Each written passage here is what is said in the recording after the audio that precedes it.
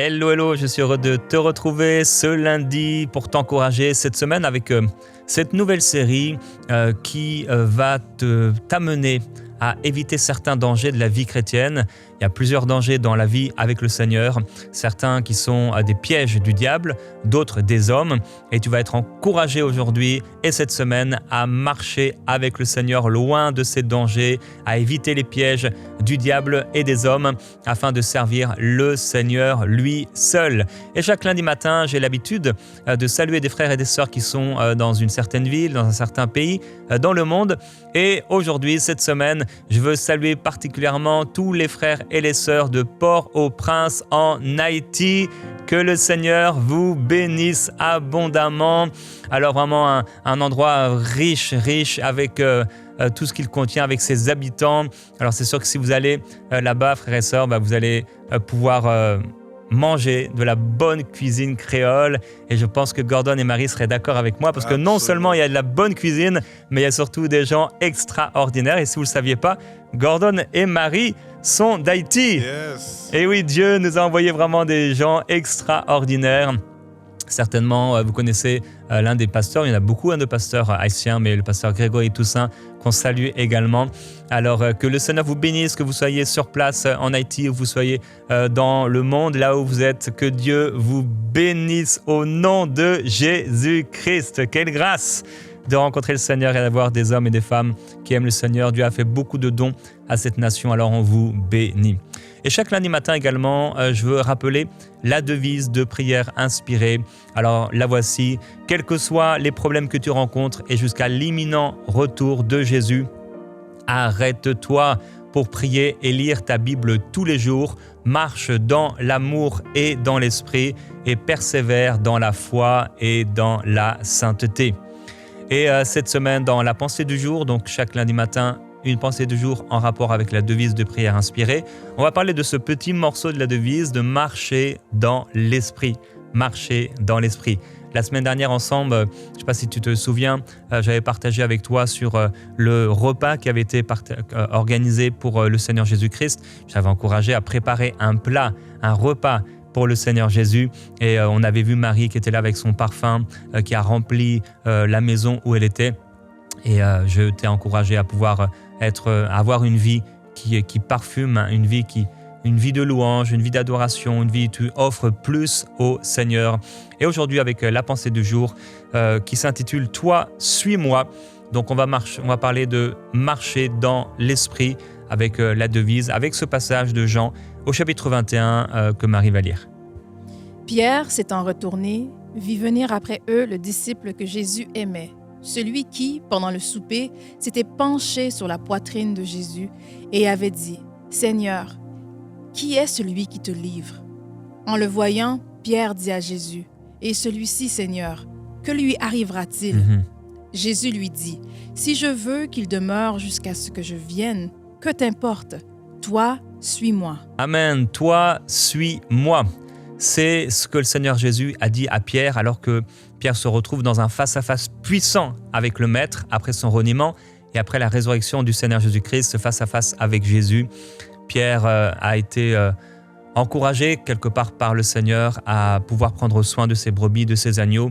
Et ce que le Seigneur Jésus dit à Pierre, ça n'a pas l'air quand même extraordinaire puisqu'il lui parle de la mort que Pierre va encourir à cause du sacrifice de sa vie, du don de sa vie, à cause de l'appel dans sa vie. Et Pierre va se détourner et il va voir Jean, ce fameux Jean. Et c'est assez drôle de voir ce que les disciples étaient ou ce que les apôtres étaient avant la Pentecôte. On voit encore qu'il y avait beaucoup de chair et alors que nous parlons de marcher dans l'esprit, eh bien c'est le contraire de marcher dans la chair. Et on voit ici Pierre qui regarde Jean et dit mais qu'est-ce qui va lui arriver à lui? Aujourd'hui, je voudrais parler de jalousie, de comparaison.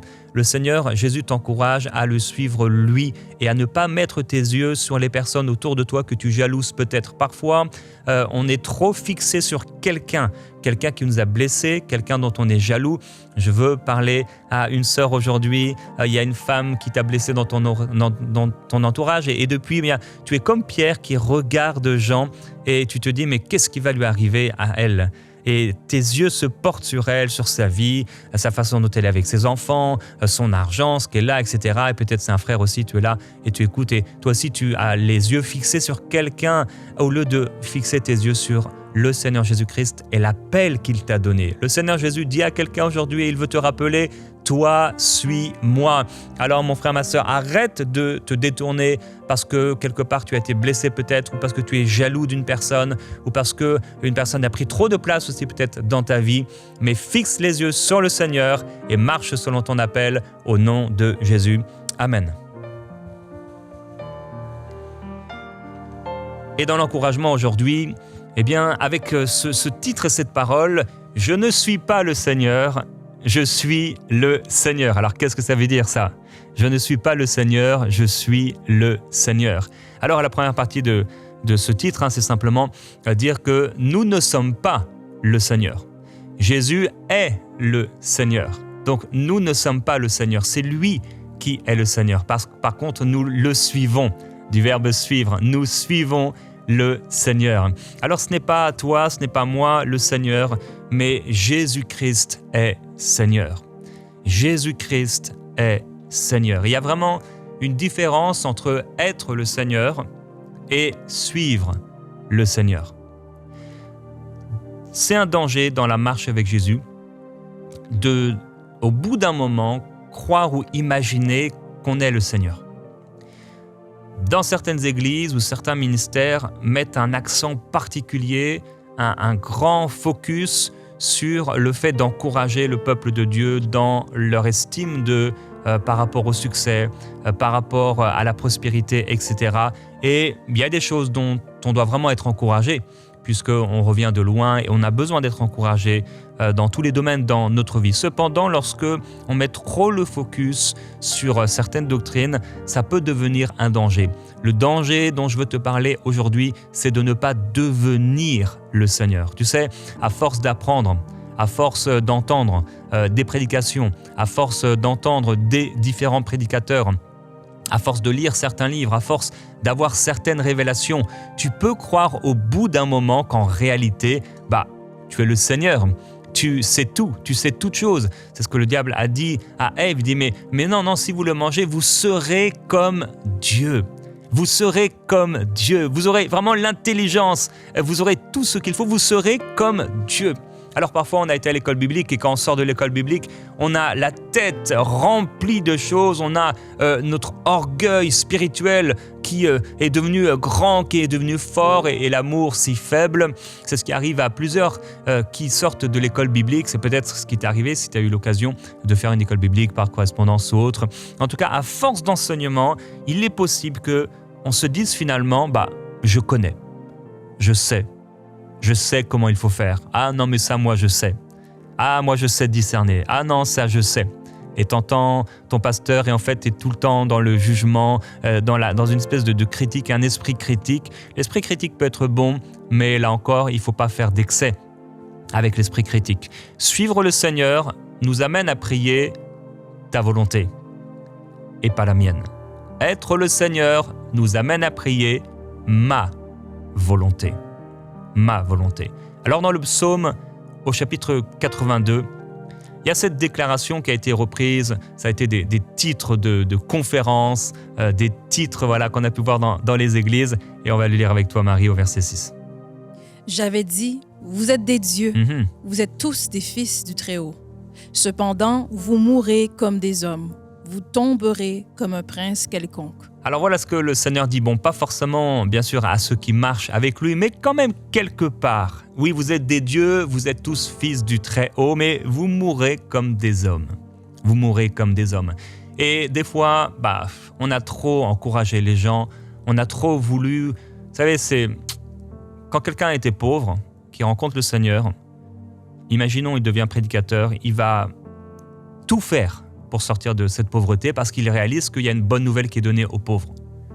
Mais il a été tellement marqué, il a été tellement blessé par la pauvreté que le désir de s'enrichir ou le désir de sortir de la pauvreté l'amène à être trop focus. On a vu Pierre se diriger vers Jean et certains sont trop focus vers une doctrine qui vont pousser à bout et ils ne vont prêcher que sur cela Et c'est là qu'il y a un danger, quand on va amener une doctrine à l'extrême. Alors vous êtes des dieux, oui, c'est dans la parole. Ça a été cité, oui, une fois dans l'Ancien Testament. Le Seigneur Jésus l'a dit également, mais il parlait de lui-même. Vous êtes des dieux, mais en réalité, frères et sœurs, on n'est pas des dieux. Je ne suis pas un dieu, tu n'es pas un dieu. Et nous ne serons jamais des dieux. Il n'y a qu'un seul Dieu. Alors oui, bien sûr, il y a la divinité, l'Esprit de Dieu qui habite en nous, mais je ne suis pas Dieu et tu n'es pas Dieu. Alors nous ne sommes pas le Seigneur, mais nous suivons le Seigneur. Et Dieu veut encourager quelqu'un aujourd'hui en te disant et en te rappelant de le suivre lui et de te soumettre à lui. Jésus a dit dans l'évangile de Jean au chapitre 6 et au verset 38 cette parole. Car je suis descendu du ciel pour faire non ma volonté, mais la volonté de celui qui m'a envoyé. Voilà, Dieu fait sa propre volonté. Dieu choisit sa propre volonté. Dieu n'a pas besoin de nous demander quoi faire. Il fait ce qu'il veut, il est Dieu. Maintenant, nous, on n'est pas là pour accomplir notre volonté. Tu n'es pas là pour accomplir ta volonté. Il y a quelqu'un qui s'approche du Seigneur dernièrement dans notre église et dans un entretien avec lui, me posait la question, mais est-ce que je dois abandonner mes convictions, ma vie, ma façon de voir, ma personnalité? Je lui ai dit, bon, Dieu t'a donné une personnalité, mais tu dois renoncer à tout, à toute ta vie. C'est ça l'évangile. Tu renonces à tout. Tu renonces à ta vie. Ceux qui vivent ne vivent plus pour eux-mêmes, mais pour Jésus-Christ. Maintenant, comme Dieu t'a donné ta personnalité, Dieu a fait de toi ce que tu aimes, et tout cela va passer par la croix, va passer par le sang et être sanctifié. Et tu vas devenir la personne que le Seigneur avait désirée, que le Seigneur avait voulu. Tous nos jours ont été inscrits à l'avance et on n'a pas besoin de réfléchir, de se casser la tête pour connaître, mais plutôt de découvrir ce qui a déjà été écrit à l'avance. Alors ta personnalité sera celle que le Seigneur a voulu, ce que tu vas vivre sera ce que Dieu a voulu, et Seigneur, non pas ma volonté, mais ta volonté. Et c'est ce que Jésus va dire dans le jardin de Gethsémane, on se souvient, dans Luc au chapitre 22. Puis il s'éloigna d'eux à la distance d'environ un jet de pierre, et s'étant mis à genoux, il pria. Tu peux continuer au verset suivant. Disant, Père, si tu voulais éloigner de moi cette coupe. Toutefois, que ma volonté ne se fasse pas, mais la tienne. Alors, Seigneur, pas ma volonté, mais la tienne. C'est toujours la même prière. Quelque chose de fort dans la vie de Jésus. Il n'est pas venu pour accomplir sa volonté.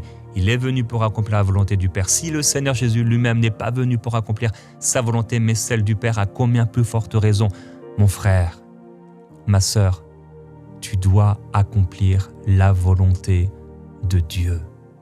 Tu dois accomplir la volonté du Seigneur Jésus-Christ. C'est pas ma volonté, mais c'est la tienne, Seigneur. Et aujourd'hui, je veux t'amener à cette prière. Je veux t'amener à cette réalité alors que nous sommes déjà dans la prière. Je ne suis pas le Seigneur. Nous ne sommes pas le Seigneur. Mais c'est toi qui es Seigneur. Il ne s'agit pas de ma volonté, mais il s'agit de ta volonté. L'un des dangers, c'est vraiment d'en connaître tellement sur Dieu ou croire en connaître tellement sur Dieu. Dieu nous élève tellement peut-être même et on a compris les choses spirituelles à un tel point qu'on devient indépendant et qu'on se croit être Dieu. Mais nous ne sommes pas Dieu. Nous ne sommes pas Dieu. Aujourd'hui, Père, je veux prier pour mon frère et ma sœur. Tu veux le ramener à genoux devant toi. C'est toi qui es le Maître. C'est toi qui es le Seigneur. Nous voulons te suivre et t'obéir et nous soumettre à toi. Nous voulons te glorifier, Seigneur. C'est toi. C'est toi qui es notre Seigneur. Je ne suis pas le Seigneur. C'est toi le Seigneur. Je ne suis pas le maître. C'est toi le maître. Je ne suis pas Dieu. C'est toi le seul vrai Dieu. Ce n'est pas ma volonté, mais c'est ta volonté. Que ta volonté s'accomplisse, Seigneur. Car toi seul est digne de recevoir la louange, la gloire pour l'éternité. Toi seul est digne, Seigneur, de recevoir la gloire et la louange pour l'éternité. Déclare-le avec nous. Toi seul est digne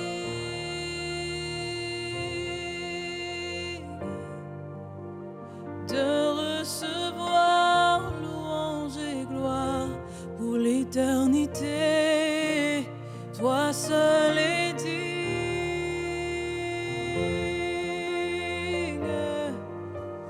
de recevoir louange et gloire pour l'éternité. Toi seul est digne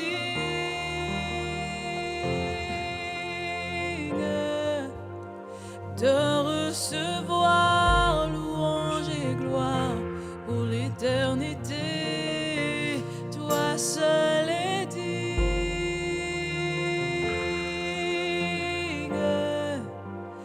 de recevoir louange et gloire pour l'éternité. Toi seul est digne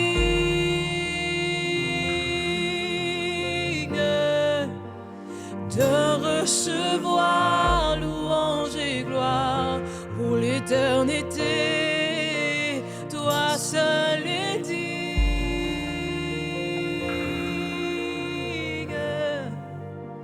de recevoir louange et gloire pour l'éternité.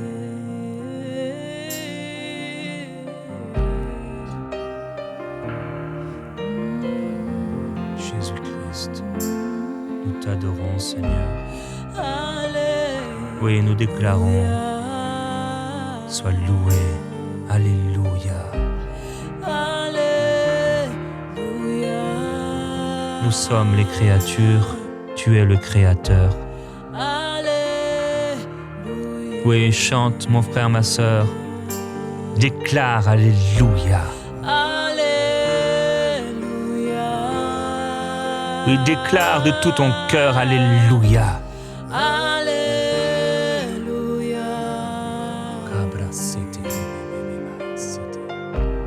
Alléluia. Alléluia.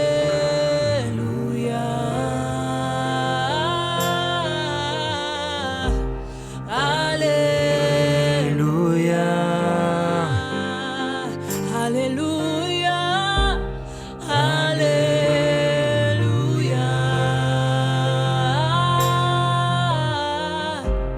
Alléluia.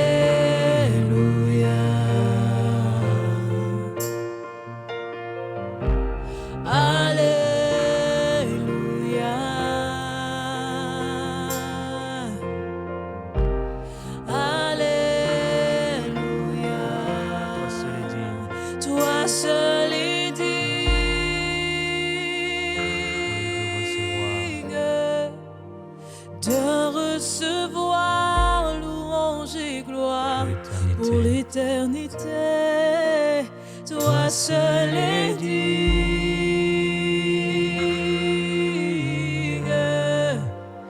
de recevoir louange et gloire pour l'éternité. Toi seul est digne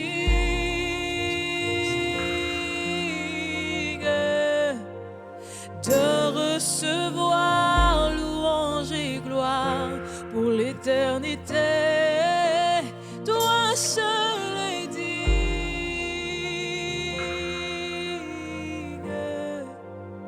de recevoir louange et gloire pour l'éternité.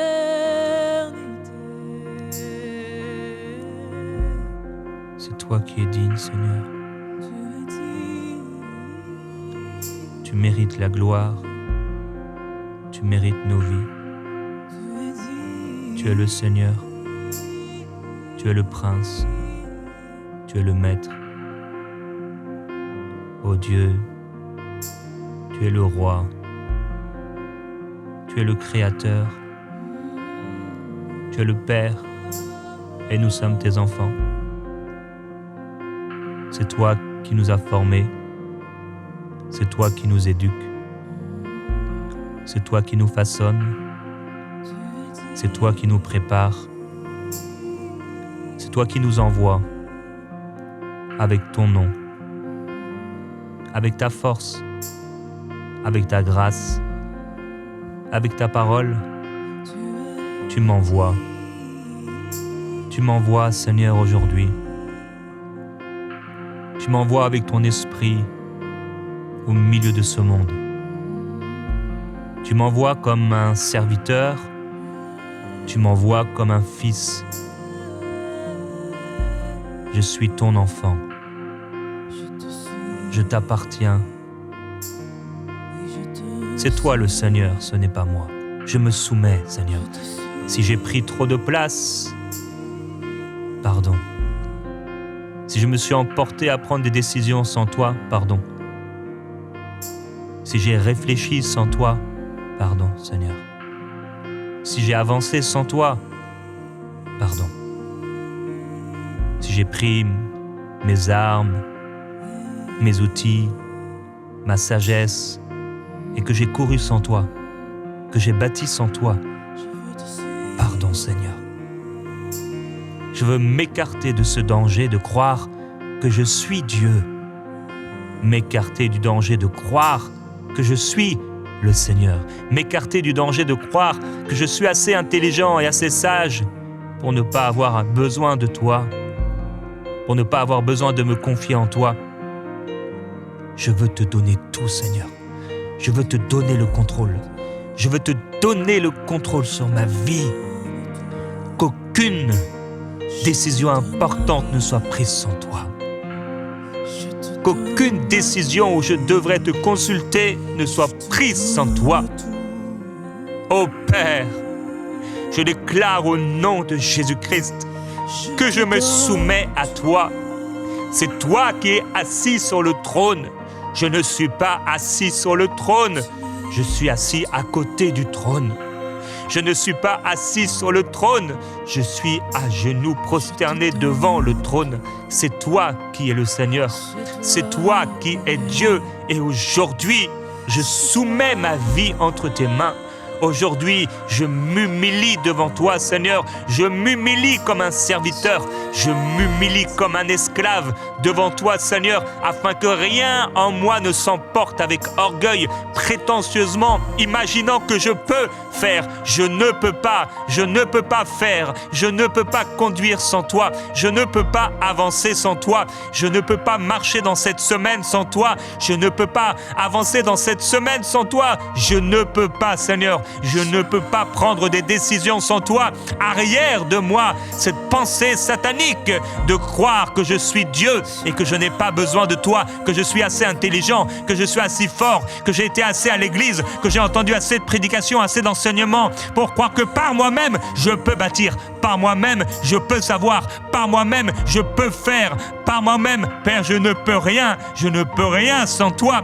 Je choisis de me soumettre à toi. Je choisis, Père, je choisis de me soumettre, de m'humilier. Je choisis d'être encore, car c'est ce que je suis, ton fils, ton serviteur. C'est toi le Seigneur, c'est toi que je veux suivre. Je ne veux pas suivre un plan que j'ai moi-même formé. Je ne veux pas suivre des décisions que j'ai moi-même formées avant de te connaître, un plan que j'avais bâti à l'avance. C'est ton plan que je vais choisir. C'est ton plan, Seigneur, c'est ton plan que je vais faire. C'est ton plan que je vais suivre à la lettre. À la lettre, je vais suivre ta parole. À la lettre, je veux suivre ta parole. À la lettre, je veux suivre ta voix. Il ne s'agit pas de mes études. Il ne s'agit pas d'un métier, Seigneur, que je veux faire parce que j'ai étudié dans ça ou dans ça. Il ne s'agit pas de ce que je vais faire parce que quelqu'un m'a dit de le faire. Non, c'est toi qui parles dans ma vie. Je déclare que tu parles plus fort, que ta voix parle plus fort que celle du diable. Ta voix parle plus fort de celle de l'ennemi. Ta Ta voix parle plus fort que celle de mes amis. Ta voix parle plus fort que celle de mes parents. Ta voix parle plus fort que ma propre voix. Ta voix parle plus fort que la voix de mon intelligence. Ta voix parle plus fort que ma propre sagesse. Seigneur, je m'humilie. Je m'humilie. Je suis un peuple à genoux. Je suis un peuple à genoux. Oh, je suis un fils à genoux. Au nom de Jésus-Christ, ma sœur, tu es une fille à genoux.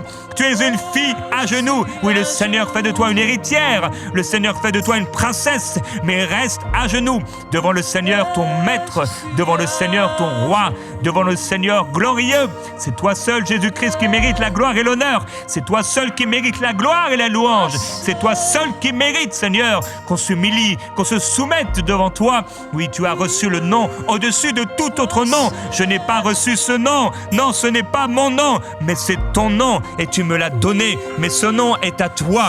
C'est ton nom, Jésus-Christ, qui me sauve. C'est ton nom qui me purifie. C'est ton nom, Seigneur, qui m'a franchi. C'est ton nom qui m'a pardonné. C'est ton nom qui m'a justifié. C'est ton nom qui me donne l'autorité. Mais cette autorité, c'est la tienne en réalité. Cette parole, c'est la tienne. Ce nom, c'est le tien, Jésus-Christ.